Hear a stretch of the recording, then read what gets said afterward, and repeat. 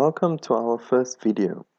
In this video, we'll be talking about basic metabolism and the important concepts that you will typically find in biochemistry examinations.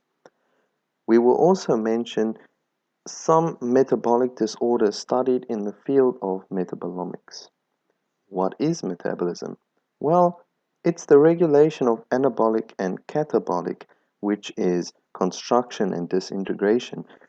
We say disintegration because it implies breaking of a whole into parts, which is often the case. Biochemical interactions. Metabolism is essentially responsible for maintaining those anabolic and catabolic reactions. Let's look at some important concepts in metabolism. The three important concepts are glycolysis, the citric acid cycle, and the electron transport chain. Glycolysis, which is responsible for breaking down glucose to form pyruvate in the cytoplasm of the cell, is known as the energy-converting metabolic pathway. However, glycolysis is not a one-step process. It consists of 9 general steps that function to produce ATP, our cellular energy molecules. Step 1.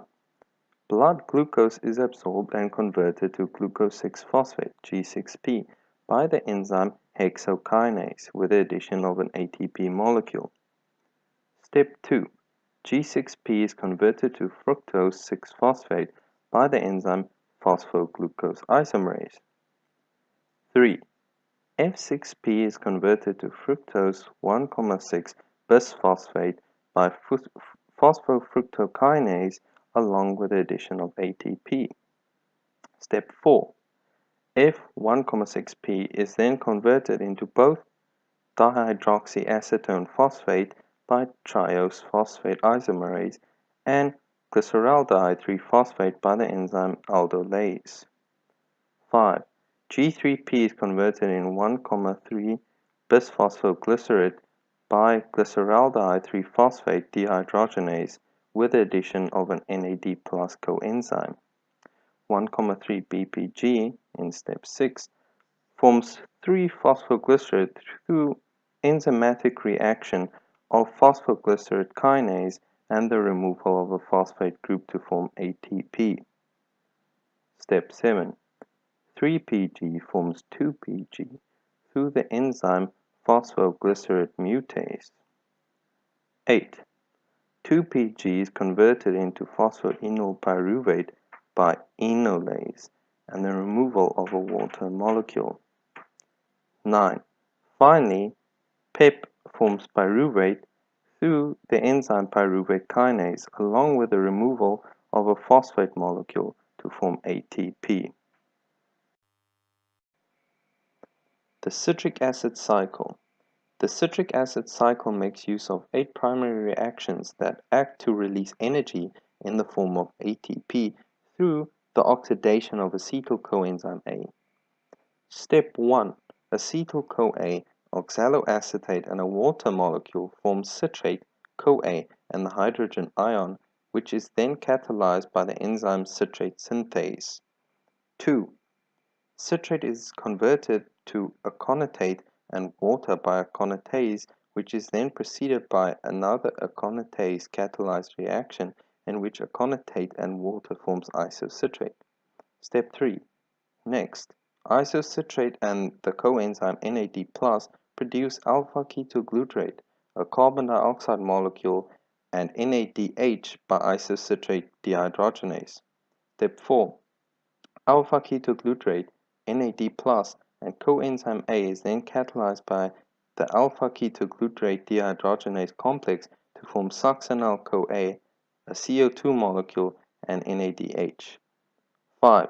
Succinyl-CoA, along with an ADP group and a phosphate molecule, then form succinate, ATP, and CoA through catalysis by succinyl-CoA synthetase. Step 6.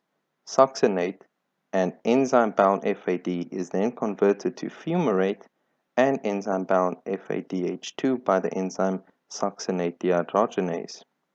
Step 7. Fumarate is then converted to L-malate by fumarase.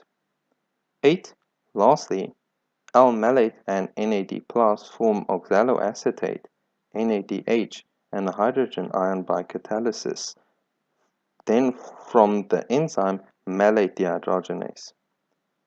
Oxaloacetate then gets recycled along with an acetyl-CoA group to form citrate once again, allowing the TCA cycle to continue.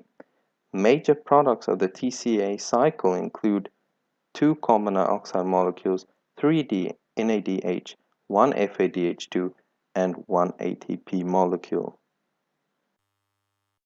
Electron transport and oxidative phosphorylation.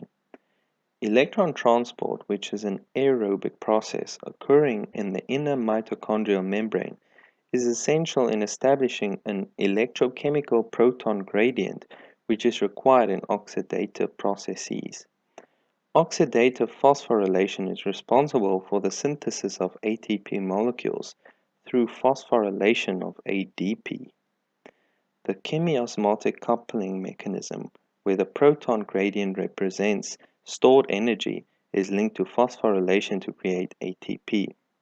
Therefore, we can say that the oxidation of nutrients in the cells creates more cellular energy through the electron transport chain, where oxygen is the final acceptor of electrons. The electron transport chain consists of 4, often confusingly named complexes and an ATP synthase complex. However, don't stress if you find different names for the 4 main complexes in various textbooks, as they're all correct. These biochemical complexes can be explained as follows. Complex 1, NADHQ oxidoreductase. Complex 2, succinate-Q reductase. Complex 3, cytochrome oxidoreductase. Complex 4, cytochrome C oxidase. Steps of the ETC.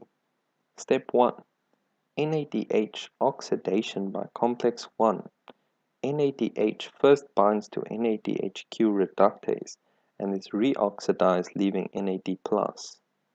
Step 2. Complex 1 to complex 3, electrons and protons are transferred from NADHQ reductase to ubiquinone to form ubiquinol.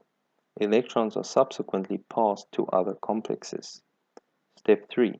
Complex 3 to complex 4, cytochrome C binds to complex 3, accepting an electron and passing it to complex 4. After further electron transfer, oxygen is reduced to water. Following the biochemical transferring of electrons between complexes, electrons are passed along the ETC in one direction. This is due to the increase in redox potential from NADH to oxygen. FADH2 is also oxidized separately by complex 2, where it has its own electrons transferred to iron S clusters and then to ubiquinone, forming QH2, resulting in the continued transfer of electrons to the rest of the chain. The result of the ETC is the formation of the pH gradient across the inner mitochondrial membrane, which is then used to generate ATP at the synthase complex through chemiosmotic coupling. We now move on to relevant metabolomic topics. Phenylketonuria. It is an amino acid metabolic disease caused by a lack of the enzyme phenylalanine hydroxylase or its cofactor. Phenylalanine thus accumulates in the bodily fluids without conversion to tyrosine. This may result in mental retardation or hyperactive reflexes. The next metabolic disorder is called alkaptonuria. It is an inherited metabolic disease where the body lacks the ability to process phenylalanine or tyrosine. A mutation in the HGD gene is responsible for this disorder.